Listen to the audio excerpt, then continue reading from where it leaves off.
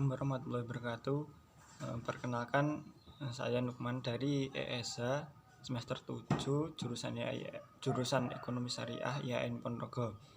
Saya di sini akan membuat sebuah video tentang analisis sebuah kasus tentang perlindungan konsumen. Jadi di sini untuk memenuhi mata kuliah perlindungan konsumen, saya akan mengangkat sebuah kasus.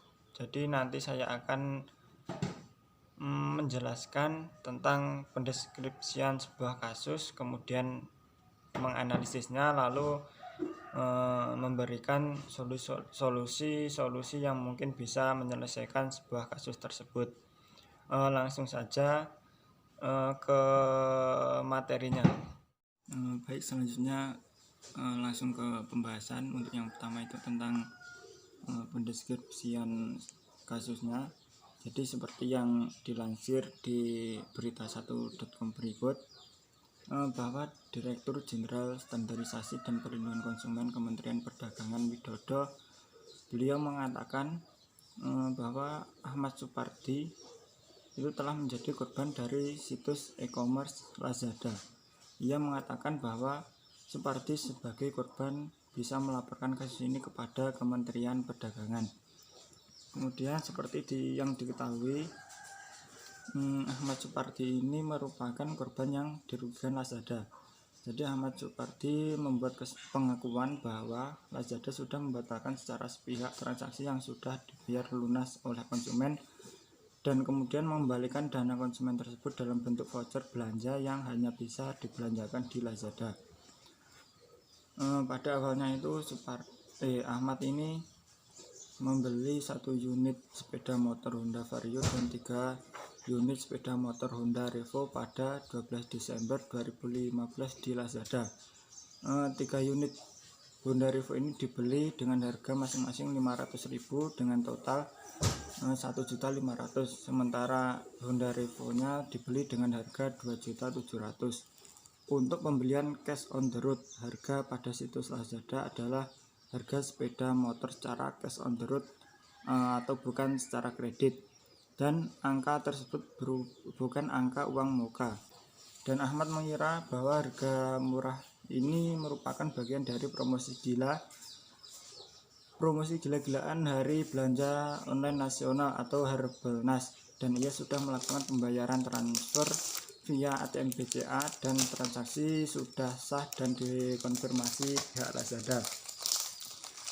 Kemudian 2 hari kemudian, pada tanggal 14 Desember 2015, Ahmad kembali membuka situs Lazada dengan tampilan yang sama, namun ada bagian tambahan bahwa harga motor sudah merupakan harga kredit. Kemudian di tanggal yang sama, ia ditelepon oleh pihak Angsana yang merupakan tenan sepeda motor Lazada. Staf Angsana menanyakan apakah sepeda motor dibeli secara kredit.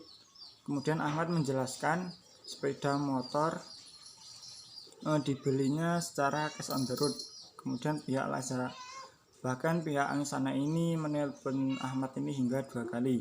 Kemudian 2 hari kemudian Ahmad mengecek situs transaksi di Lazada, dan kemudian ia terkejut karena transaksi yang dikonfirmasi dan tinggal menunggu pengiriman ternyata berubah menjadi ditolak dan ditutup oleh Lazada.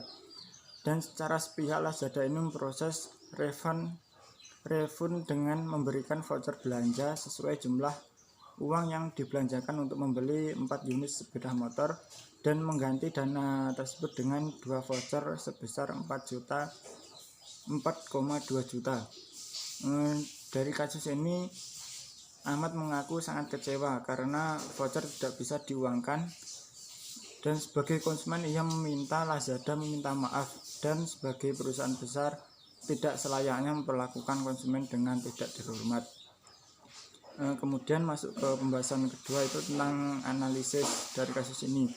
Jadi dari kasus ini saya mendapatkan analisis sebagai berikut. Jadi korbannya itu Ahmad Supardi, kemudian tersangkanya itu Lazada, kemudian penjual penjual sepeda motornya itu Honda Angsana. Kemudian kasus yang terjadi yaitu pembatalan transaksi secara sepihak dan pengambilan dana yang tidak wajar.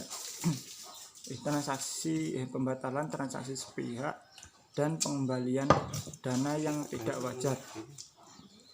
Kemudian dari kasus ini bisa dilihat pasal yang dilanggar oleh pihak Lazada ialah Undang-Undang Perlindungan Konsumen Nomor 8 Tahun 1999